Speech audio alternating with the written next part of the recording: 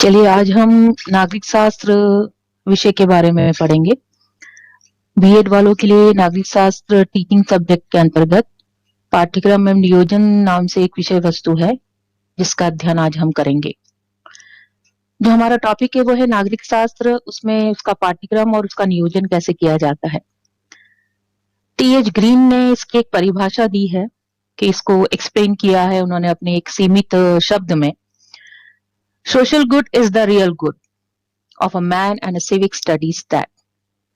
ये TH green की परिभाषा है। हिंदी में हम इसका अर्थ इस प्रकार कह सकते हैं, सामाजिक हित ही प्रत्येक व्यक्ति का यथार्थ हित है, वह नागरिक शास्त्र में इसी का अध्ययन किया जाता है।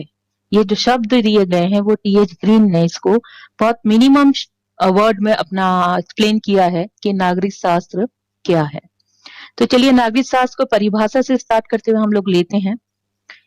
इसके बारे में एच.डी. गोल्ड के ने भी कुछ शब्द कहे हैं। नागरिक शास्त्र उन संस्थाओं, आदतों, कार्यों तथा व्यक्तियों का अध्ययन करता है जिनके द्वारा कोई स्त्री या पुरुष अपने दायित्वों की पूर्ति कर सके तथा एक राजनीतिक संप्रदाय का सदस्य होने का लाभ प्राप्त कर सके।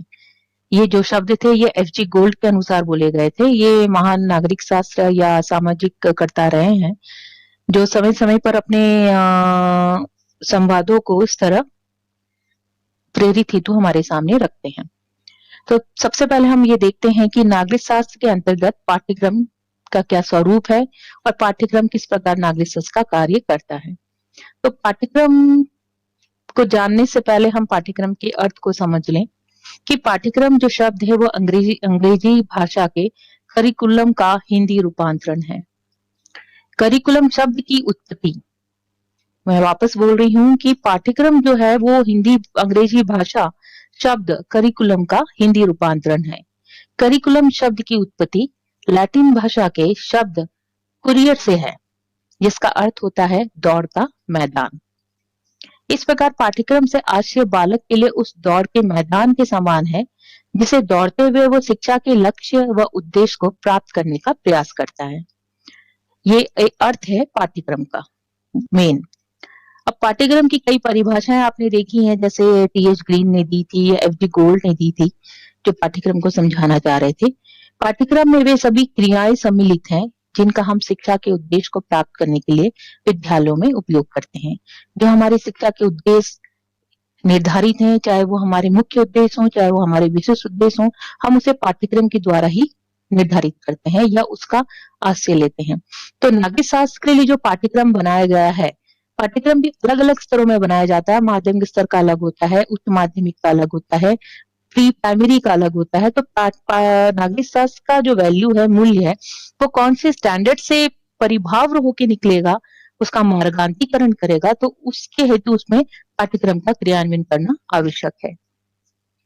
जनरली माध्यमिक स्तर आयोग जो 1952 में गठित हुई थी के अनुसार, जो 1952 में उस समय पाठ्यक्रम का जो उन्होंने अर्थ निकाला था वो इस प्रकार था कि पाठ्यक्रम का अर्थ केवल उन सैद्धांतिक विषयों से नहीं है जो विद्यालय में पारंपरिक रूप में पढ़ाए जाते हैं, जिनको इनमें अनुभव का वह संपूर्णता भी निहित होती है, जिनको बालक विद्यालय, कक्षा, पुस्तकालय, प्रयोगशाला, कार्यशाला तथा खेल के मैदान व शिक्षकों व छात्रों के अगणित अनौपचारिक संपर्कों से प्राप्त करता है। इस प्रकार विद्यालय का संपूर्ण जीवन पाठ्यक्रम बन जाता है, जो छात्रों को सभी पक्षों को प्रभावित कर सकता है तथा उनके संतुलित व्यक्तित्व विकास में सहायक देता है। इस प्रकार पाठ्यक्रम की परिभाषाओं को आगामी यानी आगे बढ़ाते हुए रुडयार्ड या क्रॉनबेक ने इस प्रकार इसका उल्लेख किया है कि पाठ्यक्रम क्या है। पाठ्यक्रम में व्यापक रूप से संपूर्ण विद्यालय वातावरण निहित है। इनका कहना है कि विद्यालय में जो भी गतिविधियां होती हैं, चाहे वो शैक्षणिक हो चाहे वो अशैक्षणिक गतिविधियां हो, दोनों इसमें निहित है। इस वातावरण विद्यालय द्वारा छात्रों को प्रदान किए जाने वाले समस्त कोर्स, क्रियाएं, पाठन क्रियाएं तथा समुदाय आते हैं। इस प्रकार परिभाषा के तहत पाठ्यक्रम को समझाया गया है कि पाठ्यक्रम है क्या? पाठ्यक्रम में कौन-कौन सी बातें निहित होती हैं? पाठ्यक्रम केवल एक विषय वस्तु यानी एक किताबी कीड़ा या क्लास में पढ़ाने से ही नहीं होता है। पाठ्यक्रम के अंदर संपूर्ण क्रियाएँ आ जाती हैं आपके समावेश के अंदर। इसके अंदर आपके 3 लेवल क्लियर होते हैं, क्रियात्मक, गत्यात्मक और बौद्धिक, मानसिक, साइकोलॉजिकल सभी पार्ट का अध्ययन किया जाता है इसमें, तब जाके वो पाठ्यक्रम यानी वो जो विषय है वो अपने आप में संपूर्ण होता है। तो इस प्रकार ये पाठ्यक्रम की अर्थ और परिभाषा आपके सामने अभी दी है। अब हम आगे चलते हैं कि पाठ्यक्रम का महत्व क्या है? इसके क्या इम्पोर्टेंस है करिकुलम के अंदर? क्यों इसको समाहित किया गया है? क्यों उसको एक ही तार में बाँधा गया है कि आपको पहले क्या पढ़ना है, फिर क्या पढ़ना है? क्यों इसको आपके स्टैंडर्ड के अनुसार बनाया गया है? ये कहाँ तक महत्व रखता है हमारे जीवन में? तो इसको हम आगे लेंगे कि पाठ्यक्रम का महत्व क्या है नागरिक शास्त्र के अंतर्गत। शिक्षा एक द्विध्रुवीय प्रक्रिया है, जिसमें 3 महत्वपूर्ण घटक होते हैं। शिक्षक, शिक्षार्थी के मध्य होने वाली अंतःक्रिया में पाठ्यक्रम की अहम भूमिका होती है। इसके माध्यम से ही अध्यापक शिक्षक के उद्देश्यों की प्राप्ति कर पाने में सफल हो जाता है। शिक्षण अधिगम प्रक्रिया में पाठ्यक्रम के महत्व हम निम्न बिंदुओं से भी समझ सकते हैं। सबसे पहले जो बिंदु मैं ले रही हूँ वो है उद्देश्यों की प्राप्ति के लिए। तो पाठ्यक्रम का जो महत्व हम ले रहे हैं उसमें उद्देश्य कहाँ समाहित हो रहे हैं और हम उसे कैसे प्राप्त कर सकते हैं पाठ्यक्रम के जरिए, उसके बारे में बताया जा रहा है कि शिक्षा का मूल उद्देश्य बालक की अंतर्निहित शक्तियों को बाहर निकालना व उसका सर्वांगीण विकास करना है। इस संपूर्ण प्रक्रिया के लिए पाठ्यक्रम एक साधन रूप में भी क्रिया करता है। शिक्षण पाठ्यक्रम के इर्द गिर्द ही शैक्षिक उद्देश्यों की प्राप्ति का प्रायः प्रयोग करता रहता है कि बच्चे में किस प्रकार हम उसकी संवेदनाओं को जगाएं, उसका सर्वांगीण विकास करें, उसके अंदर समाहित यानी बच्चा कौन से मनोवैज्ञानिक लक्षण उसमें पाए जा रहे हैं और उस मनोवैज्ञानिक लक्षण के आधार पर हम किस प्रकार से पढ़ाएं कि हमारा उद्देश्य पूर्ण हो और बच्चा जो है वो संपूर्ण ज्ञान को ग्रहण करने में सक्षम हो। दूसरा हमारा जो उसमें उद्देश्य आता है वो है शिक्षा प्रक्रिया के नियोजन के लिए। तो पाठ्यक्रम का महत्व इसलिए भी है कि किस प्रकार शिक्षा प्रक्रिया में इसकी प्लानिंग किया जा सके। शिक्षा की प्रक्रिया के सफल संचालन प्रक्रिया हेतु शिक्षक नियोजन की क्रिया को अपनाया जाता है। विद्यालय क्रियाओं की संपूर्ण व्यवस्था पाठ्यक्रम द्वारा ही निर्धारित की जाती है। जैसे मैंने कहा आपको कि जिस प्रकार एक लेयर होता है कि फर्स्ट कौन सा, सेकंड कौन सा, थर्ड कौन सा, फोर्थ कौन सा, इसी सीक्वेंस में पाठ्यक्रम बनाया जाता है कि हमें कैसे मिनिमम से मैक्सिमम की ओर जाना है। तो ये जो ज्ञान के स्तर है, हमारे सूत्र हैं जो मैक्सिमा के, सूक्ष्म के सूत्र बोला जाता है, ये सूत्र के अनुसार ही काम किया जाता है। जैसे सरल से कठिन की ओर, ज्ञान से अज्ञान से ज्ञान की ओर, इस प्रकार के जो सूत्र है वो इसमें लागू किए जाते हैं कि सरल से कठिन की ओर, निम्न से अधिक की ओर हम किस प्रकार उसका आगमन करें। तीसरा बिंदु है पाठ्यक्रम के महत्व के लिए आवश्यकता की संतुष्टि के लिए। तो व्यक्ति के द्वारा की जाने वाली प्रत्येक क्रिया उद्देश्य आधारित होती है। जो भी काम करता है वो उद्देश्य आधारित ही होती है, अर्थात व्यक्ति उन्हीं क्रियाओं को करने में रुचि रखता है जिनसे उसकी आवश्यकता की संतुष्टि मिलती हो। पाठ्यक्रम बालक को वर्तमान व भविष्य दोनों कालों में संतुष्टि प्रदान करने का एक प्रभावी साधन होता है। नेक्स्ट हमारा पॉइंट है कार्यकुशलता के लिए। पाठ्यक्रम के द्वारा संपूर्ण क्रियाएं को सही ढंग से उद्देश्यों के आधार पर नियोजित कर लिया जाता है, जिसका व्यर्थ श्रम व समय व दुरुपयोग नहीं होता। वो बालक की कार्यकुशलता में अपेक्षित वृद्धि संभव ही हो पाती है, यानी बालक लगातार उस क्रिया को करता रहता है।